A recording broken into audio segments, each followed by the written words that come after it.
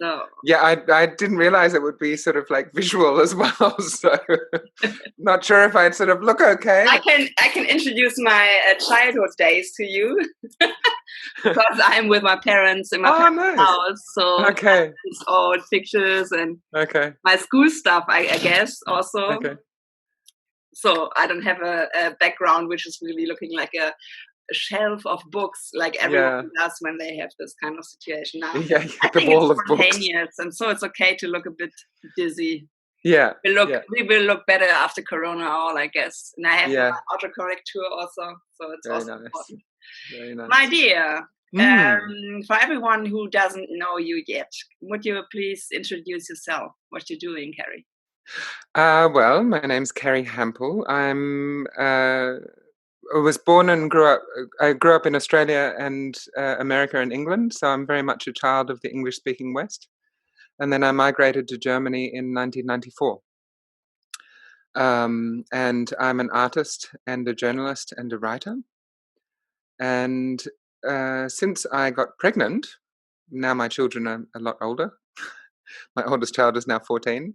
But since I got pregnant, I've been writing a near future scenario, which came from being caught in the car dependent suburbs and thinking about the end of oil.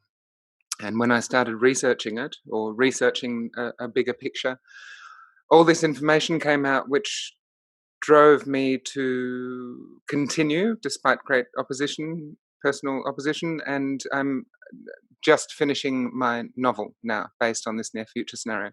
But my work at, excuse me, electrive.com, I find very exciting because it's really like being at the edge of whether humanity is going to make it.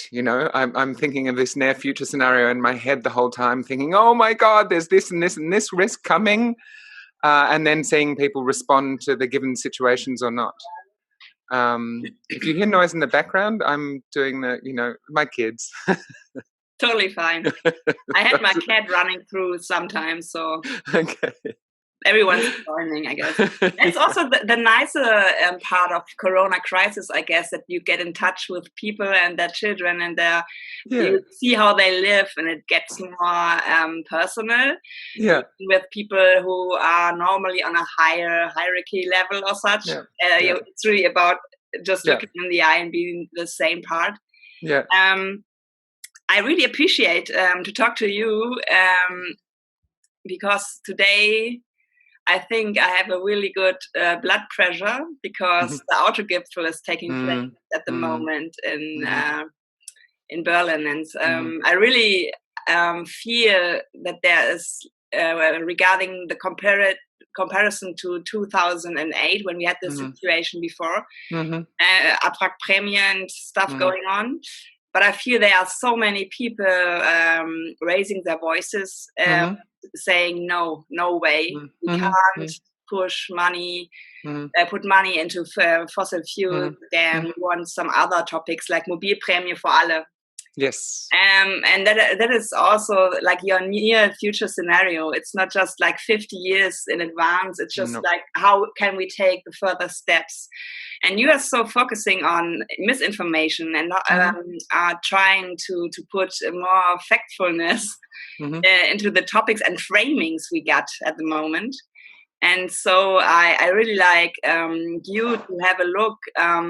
Maybe we jump back in the time before Corona. And where did you find topics where you get the feeling maybe this is going right? Maybe we can gain optimism. Okay, well, an interesting point. I mean, I'll talk from the point of view of, I mean, I'm most embedded in what's going on in Germany. Because, like I say, I'm a child of the West. I very much keep an eye on what's happening in the greater world, and probably the things where I feel the most hope and pain is in developments in hydrogen. And I feel a lot of hope that there's so much activity and talk about that happening in Germany, and that I find that really exciting. That really keeps me going. On the other hand, even within that, I see many institutions, organizations, and the government making the same mistake with many things, and that is focusing on a product which is losing its market, which is luxury cars, and ignoring all of the necessary vehicles that hydrogen is really ideal for. Now that is changing, and like as we speak, companies are addressing that and looking more at trucks and buses and heavy duty and a greater infrastructure, but we have lost a lot of time. So every time we get a wake-up call, like we did in 2008, that the car market is shrinking, that we can't keep on making the same kind of products from, a substance that's taken billions of years to grow with rotting dinosaurs. The party is over. And every time we miss that opportunity, we make it harder for ourselves to address the change that are coming. And I like the corona. I don't like the coronavirus. I like the view that it's enabled us, because we've seen that that ignoring science and pretending it's not happening and just saying what you hope will happen is dangerous. And taking a collected, responsible approach within a functional system is working.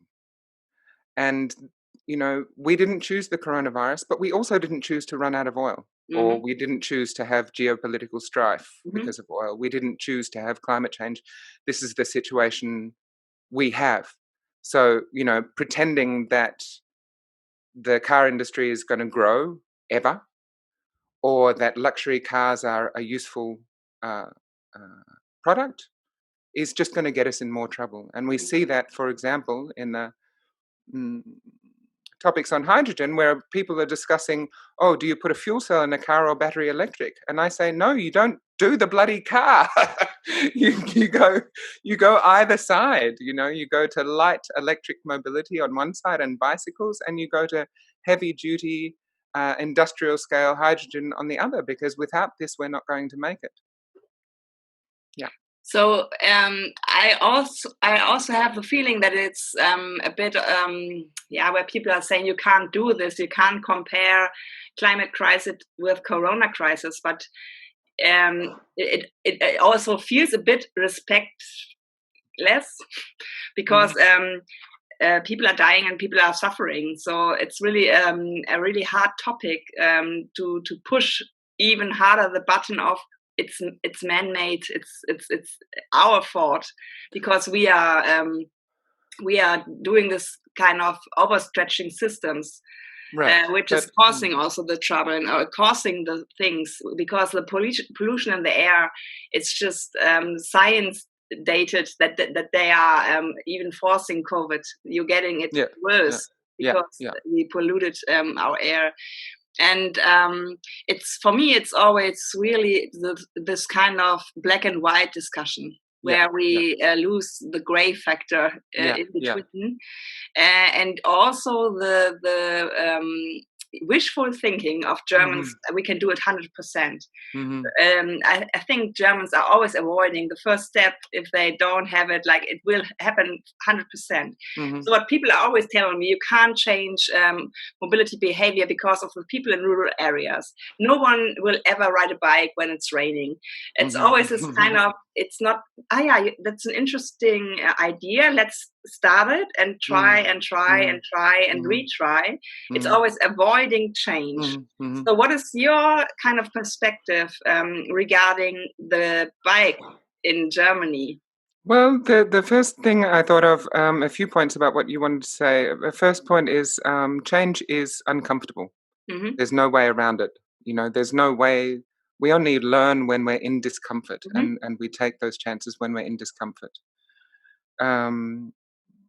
About your points about the coronavirus, there's and I'll relate that to the bicycles. So at the beginning of the coronavirus, one journalist said, "Oh, look, well, these are the rich countries with a large gross domestic product, these countries will be will do well and the poor countries will do badly. But look at USA, the richest country in the world, doing an horrific job. I'm sorry, but it's a disaster. I mean, the numbers show that. But I'm not just talking about Trump, which would be easy to, blame Trump, but we're talking about an economic system that over prioritizes profit making and doesn't look at the whole economy. So we've seen that, in fact, the countries that do well have placed enough priority on those essential economic elements that don't make a lot of profit but enable everything else to function. And this is where we come to the bicycle. So whenever I'm at a transport industry conference or an event or, I suggest, that the bicycle is a good option. And especially sort of older guys in suits sort of laugh like, oh, how ridiculous, me coming up in a bicycle. That would be sort of humiliating or something, like I'm trying to suggest he's sort of like run through a public space naked, It's like, oh my God, what? Yeah, but it is kind of naked because, of course, when you're in a car, you have your own flat around you. Right, you have a Panzer, it's a tank. But they are using e-scooters. That's also something, for me, it's really crazy, yeah? It's a weird sort of paradox. But the point is about bicycles is that if you look at, the bigger picture of we are coming to the end of the oil age for a number of reasons, whether you want to focus on climate or geopolitical strife or, any number of these unsustainable factors that are all have been showing signs of crashing for a long time. I mean, the signs are there. And when we look at how much renewable energy we produce, how much energy the transport industry produces, there is no room for luxury cars. There is not, unless we want to say, oh, well, let's, cut police force, ambulances, I don't know, what else. It's like, and there's an analogy that I like, and that is transport is the bloodstream of industrialized society. So not just for industries, but for everybody. We all need, we're in this global world. We all need stuff from all over the world. And without transport, nothing happens. So we're focusing on one product because it makes a lot of money from, fossil fuels and even the wars, and supplying the wars for the, it's made a bunch of people a lot of money. But transport has a function, and if we don't cater to those essential functions, then we have nothing. We have no luxury market. We have nothing. Just like that, if your healthcare system doesn't work, then Elon Musk can throw as many tantrums as he like. It's not going to work. If workers aren't, don't have the protection mechanisms, and I mean like sick pay and that kind of thing, then it ends up affecting those big money making industries. So I feel like at this point, Germany has to, it's painful, I know, it's bound up in German identity and, this something about West Germany as well, this sort of after the war and then war, luxury autos and fine German technique and something to be proud of. But that time is over.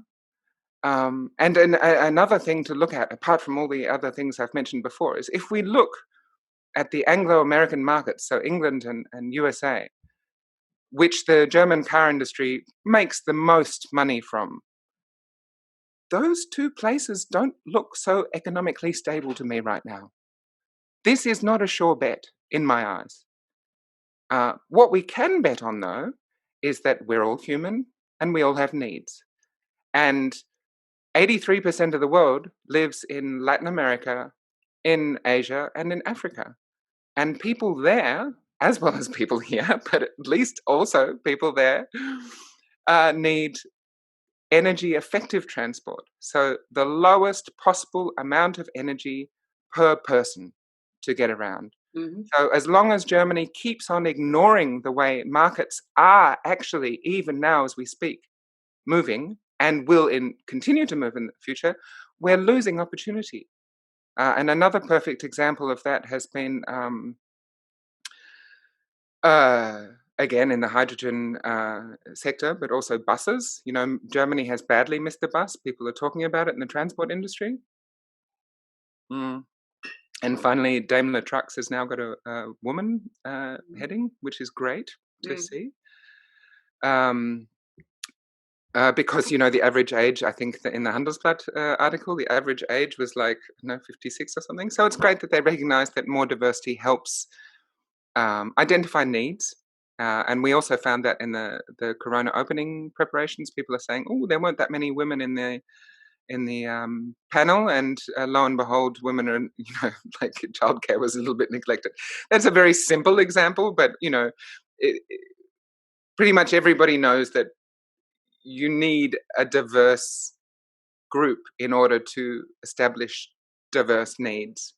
And the safest bet in new products in transport are catering to people's needs, because we can, whatever happens, 100% count on people still having those needs. But I think what you pointed out is kind of diversity. It's sometimes also like this black and white. It will not be fulfilled with someone as Hildegard Müller from VDR. She is a female, but she has this old kind of thinking. So diversity also means for me, including people who are in a wheelchair, people with small children, seniors. So for me, and cultural background as well. Yeah. So I mean, diversity, it means diversity. It really means the broadest possible perspective of needs and ideas and impressions. And I really find that through my near future scenario, I started off writing it from the perspective of a guy who owns a four-wheel drive. He has a excavating business. And I looked at, you know, different future possibilities and how that would affect him and how his everyday life, and how what happened when he resisted change and just hoped that things would carry on, and then they don't, and what he has to cope with. And then for one reason or another, a couple of years ago, I changed the whole perspective from his wife, who is a healthcare worker, who has always fitted her career around his business, which earned more money. And she finds that she's more flexible and open to the changes, and she's, by fulfilling needs, just by doing the things that need to be done, she ends up becoming more important in the community. And this contrast of these two characters who sort of developed through was interesting to see two different approaches. But I found that following her approach and their neighbors from different ethnic backgrounds, and then researching what their circumstances were, that I started coming up with the solutions. Whereas when I followed his perspective, I saw the problems. So, you know, as broad as possible, as many different backgrounds and different people is just a safer bet to find out what people really need. Not what they want and hope for, but what they really need.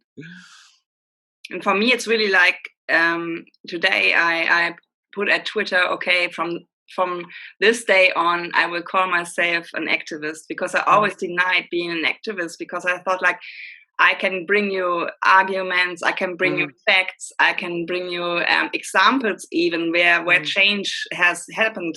And I doesn't feel I can embrace this kind of topic, activist. But if activist means that you are, you need to push and you need to pull. Okay, so for me, then I can embrace this kind of label. Yeah, and an activist is a leader. An activist is pushing and challenging, and also a leader. And we really need leaders. We really need leaders. I mean, it's such a pity that after 3 ineffective transport ministers, we're still getting the CSU running the transport ministry. This is breaking my heart. And really, for Germany, it's really breaking my heart, because we're following, like I say, a shrinking market at the expense of every single other market. In fact, not just in the transport industry, but in every industry. This is, and for me, it's heartbreaking. It's a kind of wonder for me that they are discussing. I think Herbert Diess from Volkswagen announced this. We need Kaufprämien also for fossil fuels, and he always was pushed from the moderator of the Tagesschau to say fully electric. The moderator always tries to push him to say we will sell full electric vehicles, and he was always no plug-in. It is diesel. It is sauberer diesel. It's also a narrative I can't. Yeah. And from this day, I'm getting goosebumps here. Yeah. And from this day on, I was really shocked, because it was such a clear narrative of what they want to do. They want to sell. They don't want to solve problems. They want to sell cars. And it's an attachment. It's an attachment to incredible profits. Yeah. And I can imagine. I mean, I've had times in my life where I've earned well and times less, and it's nice to have money. And I think the more you have, the more scared you get of losing it. But holding on is not going to save this baby. It's really a dead horse. It's a dead horse, it really is. And I think, there's this, sorry? Do you see them struggling? Because for me, Herbert Diess is really someone I believed in. He is a leader. And he's now forced by Quartalszahlen, I don't know. And when I was watching this live, I had the feeling he's now going in this kind of tunnel where someone told him you have to put these messages, and he was not able to be Herbert Diess. He was an announcer. Yeah. So if you act like this, it's so also black and white again. And I think it's like 7 days now when this was announced, when Hildegard Müller was telling afterwards, you have to push this, we have to go quick. And now Bavaria says, okay, we can open the doors because people want to buy cars. I was like, oh God, who will buy just cars? What everyone's been waiting for. and oh yes, I can buy a car again. Yeah, but again, it's like 7 days, and I was just thinking, this is all you can do in 7 days, thinking about how to solve problems. Yeah. But I mean, again, when I say we need leaders, we're looking towards the heads of companies that have made their money from fossil-fueled cars to the answers to the problem that we've been focusing too much on fossil-fueled cars. We are not going to get the solutions from the people who are supposed to be representing the interests of that group. This is why we need leadership, and why we desperately need a functional ministry that can see beyond an industry that has made a crap load of money in the past, but will not make a crap load of money in the future, no matter what we do. It's a little bit, I have an analogy of, I'm an Australian. I know surf beaches. And when you see a big wave coming, and there is a big wave coming, there are a few big waves coming, you can, stubbornly stand there in the surf and say, no, I'm not going to budge. I was standing here first. And the wave comes and it crushes you and it throws you into the sand, and you don't know which way is up, and your mouth is full of sand. Or you can see this wave coming, you can estimate how it's rolling, you can start moving with it, and you start moving with it, and then you catch it, and you ride, and it's such a thrill. And I feel like we just have to accept that this is happening to us. Good picture. Wishes do not help. We just have to go with the flow in the best way possible. And the longer we take to go with the flow, the harder it is. But what can we do to crash this kind of narratives? Because it's always Schlüsselindustrie. And I have also put this on Twitter, because at the beginning of Corona, we have been gone to our balconies, clapping maybe like 10 minutes for the people in healthcare system. When I left Hamburg 2 days ago, it was just like 1 minute. And now there's also this forgetting about what we have been told some days ago, that the systemrelevante Berufe are so necessarily for us to put more in focus, to be better paid, to really have a visibility. But these kind of jobs are female jobs. 70% told like 75% in healthcare system is female business. Yes. And the car industry is 80-90% male business. Right. And there's an interesting factor, because one of the myths that I often hear is, if you don't pay people huge amounts of money, you won't get the good people. What? So healthcare is full of bad people? I don't know, but they're not making a lot of money there. Yeah. But there's a lot of passion and there's a lot of care. And we have this gender conditioning.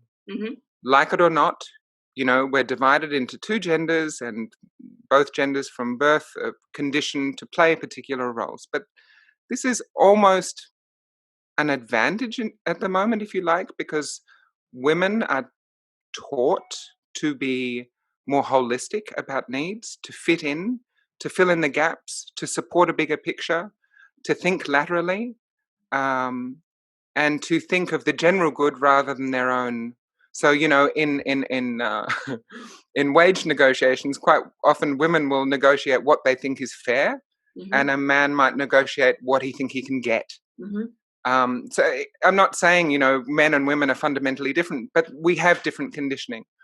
But now we're finding we need this conditioning of people willing to look at the bigger picture. This is a huge advantage, because we don't want just people trying to get as much cash as quickly as possible, because this is exactly the problem that we've been faced. So, myth of if it doesn't make money, no one will want to do it is just bullshit. It's just not true. It does dictate the kind of person that will do that job. Yeah, and I think if you have other, I don't know, Rahmenbedingungen, if you change the system you're in, you can also make money with environmental friendly topics. Right. But I think this is also one thing that we have to look at realistically. Sustainable transport makes less money. I'm sorry for all the people who would like to, say, we can make just as much money with sustainable transport. I'm sorry, but riding a bicycle does not make a big firm a lot of money. But what it does is it makes a measurable, quantifiable contribution to the whole economy. And what we need to start doing please, can we have some good leaders in transport, is to quantify the amount of energy that goes into this mix. So we're talking about how much battery electric can we do? How much fuel cell can we do? How many renewables can we have? How much hydrogen can we produce? And how much of this can we cover with our body energy? And we need to calculate that, and we need to set an optimal target for that of what is doable, because without that, the other things are just not going to be enough. Now, this thing of like being scoffed at because suggesting someone comes to a conference on a bicycle, we've seen the countries that changed to bicycle. It's okay. Nobody dies. I mean, actually, way less people die. But, it's a little... egos die, maybe. It might be a little ego problem, but we get over it. And, there are really sexy bikes, there are, and the strongest muscle in the human body, apart from the uterus, which is involuntary, is the male thigh. Yeah, so that's a lot of energy that we can be using in those beautiful men's thighs. Do something for the country, get your muscles working, and make your contribution. Because someone who's driving, whether it's needless to say, a fossil-fueled car is doing more damage. But even, let's say, an electric SUV, we're talking about the amount of lithium going into that. And we already, there was a little blip with, was it Bolivia? who had a sort of very quick change of government when there were Bogota, a lot of. We've got to look at the geopolitical mistakes that we've made with oil. You know, that is a disaster zone. If the amounts of refugees pouring out of those oil-rich countries is not a sign enough. And one of the things that I makes me really hopeful is the car companies. I know BMW are doing it, but also others are involved because there was talk about cobalt. Interestingly enough, like Build magazine, like a newspaper, conveniently like, oh, you know, cobalt mines and child labor, that's really bad. And I'm like, yeah, 6 million dead Muslims, they're fine, you know? We've invaded like 8 countries to get oil for your car. But, you know, yeah, let's talk about Congo and the children. It's important, and there are ways to do it. And a blockchain is a fantastic way to institute accountability. And now, and this is where Germany is in such an important position, we provide cars for the rest of the world. We could provide vehicles and sustainable solutions for the rest of the world, because although we're not the biggest industry nation, we have the biggest collective consciousness of sustainable thinking. And this is a huge advantage. And we need to think about, you know, it's a global world. There is a limited number of resources, and these are also measurable. So if we start making electric SUVs, let's just play that out. What happens? Let's say, for example, hypothetically speaking, the oil industry collapses. What are we left with in Germany at the moment? A whole lot of electric SUV models. That's pretty much covered already. But I don't think we have any ambulances. Oh, yeah, fire trucks. Oh, shit. We don't have any replacement vehicles for all this flying that's going on, because the rail is going to be completely overwhelmed. Where are the vehicles that we need? Where are the infrastructures that we need? You know, this following the profit-making markets is not going to save us in any one of the imminent catastrophes that we are getting the messages from. We know that these things are coming towards us. So what's for you the measurement or the new measurement of economic health? What kind of system do we need to see what we are doing? Because so many people are just reacting on numbers. Yeah. Like I think it's just Excel. Yeah, yeah. where they look. And for me, there are no narratives who are strong enough to change people's mind regarding the economy. So well, this is the interesting thing about the corona thing, and what I mentioned before about saying, oh, the rich countries with a large gross domestic product will do well, and then they haven't. And when I was young, I went and saw like a kid, I went and saw a talk. David Suzuki from Canada in the 80s, you know, big environmentalist, and he was talking about being a geneticist and being able to create, you know, any kind of different genetic thing before he realized that in every little microcosm, there's a reflection of the bigger world. So if we're looking at a reflection of the bigger economy, you could take personal health as an indicator. So if you have a population who is healthy, and I don't mean just physically, but also mentally, and that's also measurable, mental health statistics.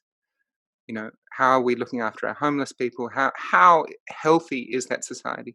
That is a measure of the economy. The economy is just the way we put values on things and the way we cater to people's needs. And we get caught up in these, you know, huge profit-making things and the illusions that they make everything else work. They don't. The people that are always working for free, like parents, or people caring for old people, or people doing community services, or people doing things just out of love, or the people that put in their energy with their physical energy. They're saving, you know, our environment, or they're saving, you know, the deaths on the road, or they're saving people's lung health. All of these things are not measured in terms of profit, but they all make a huge contribution to the economy.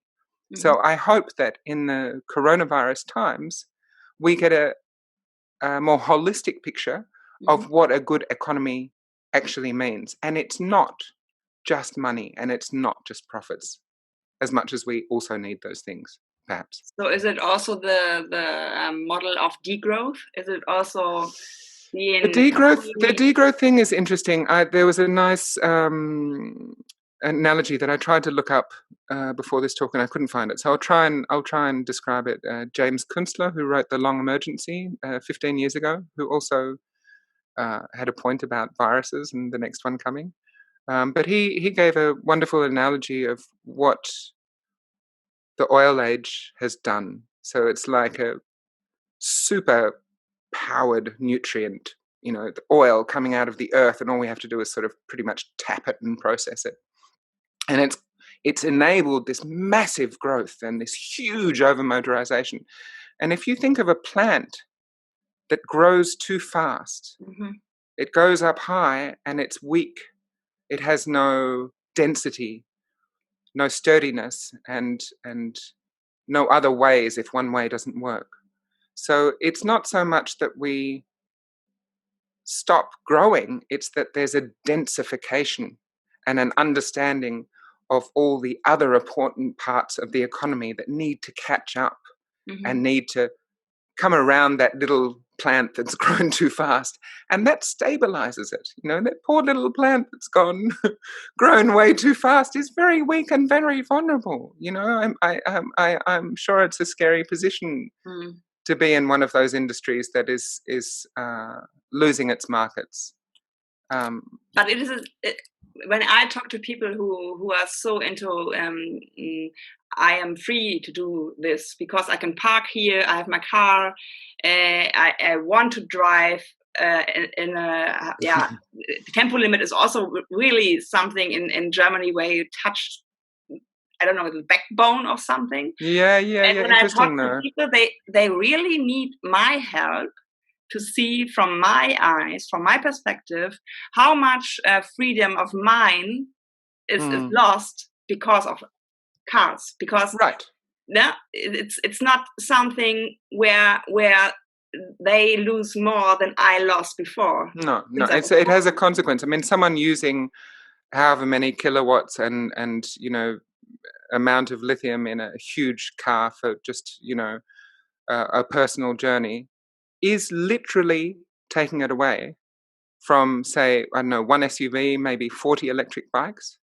So what happens? What happens if and we do have to make a sudden change? We've got a whole lot of SUVs and no transport for everybody. This is and what you were talking about, the tempo limit, I'll get to in a minute, but a sense of entitlement is that discomfort when something is changing and you feel scared of letting go because it's something new, and you don't want to let go of your privilege. And the tempo limit, I thought it's a feeling that we have in Germany that our economy, to a certain degree, is true, is built from making luxury cars for rich Americans. So if we put a limit on our autobahns, why are we making these hugely powerful cars that can go at incredible speeds? And when you get to electric cars, it becomes even more noticeable because you need that much bigger battery just for that extra bit over 130. You use that much more electricity, like disproportionately more, just for that little bit that is more dangerous and unnecessary and all the rest of it. But I think the inhibition, the fear, is partly losing entitlement and privilege and a sense of identity of the successful German businessman, cruising at 200 kilometers per hour. But also a little bit of an insecurity of, but if we're not selling luxury cars, what are we selling? And what will happen to Germany? What if we can't supply lots of rich Americans with luxury cars? What will we do? Oh my God. So just, try as hard as you can to keep the illusion there because we don't know what comes next. So there was an interesting headline that you also noticed on Twitter, and I think it was from Manager magazine. BMW needs an alpha male. And it was so wrong for so many reasons. But we're still thinking that we need someone who can, not listen to needs, just take risks, have guts, take risks. Testosterone allows us to take risks. People take more stupid risks. They do more, break more, basically. But courage has nothing to do with hormones. It has nothing to do with gender conditioning. But courage to take the options that are actually safer when we're faced with so many risks and such a big time of catastrophe. We need to take courage to take those hard decisions that are not particularly appealing to people. If you're used to driving a luxury car, maybe it feels humiliating to be on a bicycle because you don't know yet that being on a bicycle is the closest thing to flying apart from being in a plane. It's so much fun. And once people sort of, make the switch and they realize, oh, it's okay, the world hasn't fallen apart, and wow, and I'm actually healthier and I've got more money and all the rest of it. But I think, in the case of Germany, it is an identity crisis and a crisis of imagination. We need to start imagining, well, if we're not making the world's luxury cars, or the world doesn't need luxury cars anymore, what are we making? And this is a question that we need to ask. And there's a lot of really interesting initiatives in Germany and businesses, and at Aachen University, they're coming up with fantastic things. And I don't know, I feel like Germany's split into two opposing forces. One is, it's one of the few countries that really listens to science. Yeah, we value scientists, we listen to them, we change policies. With new information, we change our behavior. And this is one of the reasons I love living in Germany. On the other hand, we have this fear of this change coming. We like to think about things, and we like to, speaking as the German side of me, the German we like to look at all options and make an informed decision, but we don't know what the future has. We don't know what those new products are. So we're holding on to this old product, terrified that, something new is coming. But what you pointed out is kind of courage. And sometimes courage just means to ask questions. Courage, allowing yourself to be vulnerable, admitting that you don't know all the answers, being able to say, oh, I was wrong, and now we're going to do this. This takes courage, because it's kind of a little bit of an ego hurt. I'm doing this kind of live cast since week 2 of Corona, and it's so much about leadership. It's so much about putting sense into some buzzwords, and also to be vulnerable enough to get in contact with someone who maybe has another opinion, but who helps you to grow your own opinion and to find a solution together. How do you, for the last 5 minutes we got now, how do you paint this kind of picture that you are, I always try to paint Sehnsuchtsorte, I call them. Okay, yeah. Where I want to go there. I have a picture in my mind when I think about Hamburg in the future. And I want to live in this city. I'm not willing to move away to have a good life. So what is your picture about what we need to change, and where are the opportunities to change? Well, I think right now a lot of interdisciplinary action is required, a lot of holistic thinking, a lot of listening. We're not going to change the fact that the transport industry is currently run by 80 to 90% middle-aged men. So we need to make sure that they are listening. Everybody is capable of listening. And I can only, as having done an extensive near-future scenario over 14 years, I can only say, near-future scenarios are done by companies, they're done by military, in order to see, what risks are coming and what solutions. There's that great Not macht erfinderisch, or necessity is the mother of all innovation, of all invention. So we need to start playing out life without fossil fuels now, in 5 years and 10 years, because we don't know when these things will unravel exactly. All we can do is say, this is what we're working towards. And if we do near future scenarios based on people from different groups with different needs, we will start coming up with a solution. And again, I can only say at Ahoy University, with the solutions that they come up with, this approach is taken. How do we look at a problem, solve, and then voila, we come up with this. I like the recently company came up with a duck train, how to do without trucks in cities. And of course, we have fantastic logistics with bicycles and things as well. But this fantastic autonomous, like little ducks following a person on a bicycle or a person, and then going off and not blocking views, not taking a lot of space, being able to go on the pavement as well as the sidewalk as well as the road.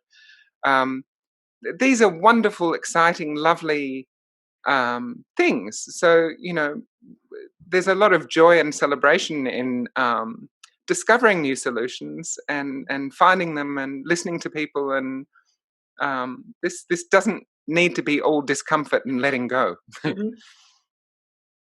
Thank you so much. It was really a kind of 45 minutes to get a part of this kind of Autogipfeltag. Yes. Because I really I fully agree what you said. It's joy. It's joy to change. It's joy to build a better future. It's joy to include people who are now excluded. When we say car-centric, it's such a joy to talk with people in wheelchairs, to talk with people with children, to talk with my daddy having Parkinson, and now is so much focusing on his car, and he doesn't want it. So for me, it's really getting in touch with the needs of people who are at the moment on some kind of blind spots. And so for me, it's always like collaboration is queen. Well, interestingly enough, sorry, just one last little thing. Interestingly enough, what I'm also observing in my work at electrife.com is that, new technologies take a lot of investment, and I'm seeing a lot of collaboration of people trying to deal with the fact that, a lot of investment is necessary. And I'm enjoying this. This is a really nice thing. Rather than companies being competitive, they're being collaborative and looking more for win-win solutions.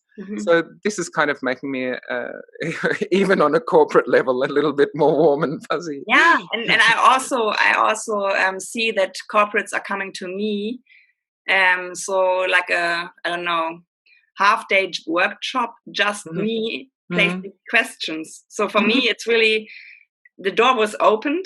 Now this work of mine, also like yours, I guess, is really cut down. And I hope that this door won't be closed. Because it was open, and I was really hopeful starting in 2020, and Corona came.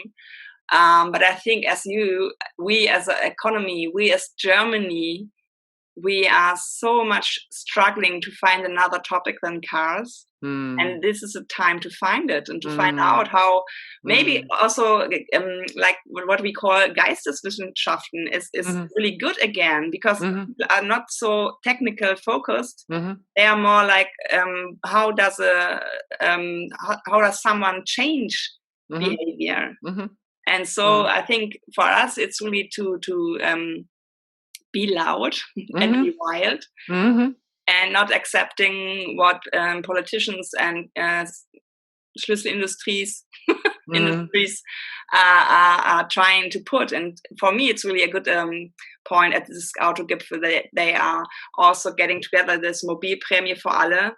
Where every, like VCD, ADFC, everyone is going together in this topic and saying, we don't want cars anymore. Car is over. Yeah. And cars should not be wanting that anymore too, because they're going to be in an appalling situation when people are ended up with stranded assets and asking, where did all those resources go? Yeah. So this, this is in everybody's interest. And I like that about connecting and collaborating, is that it is a kind of warm and fuzzy thing. There's no baddies and no goodies. There's just all of us dealing with this wave that's coming, and what fun to catch it with someone else. Yay!